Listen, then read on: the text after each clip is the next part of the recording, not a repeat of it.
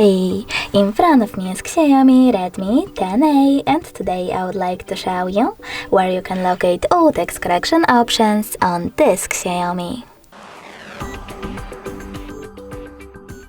First of all, you need to access Settings. Now scroll all the way down and choose Additional Settings. Then tap on Languages and Input, Manage Keyboards, and Keyboard. After that, just tap on Text Correction, and as you can see, all typing features are located here. If you wish to turn on or off one of them, tap on the switcher next to the chosen one.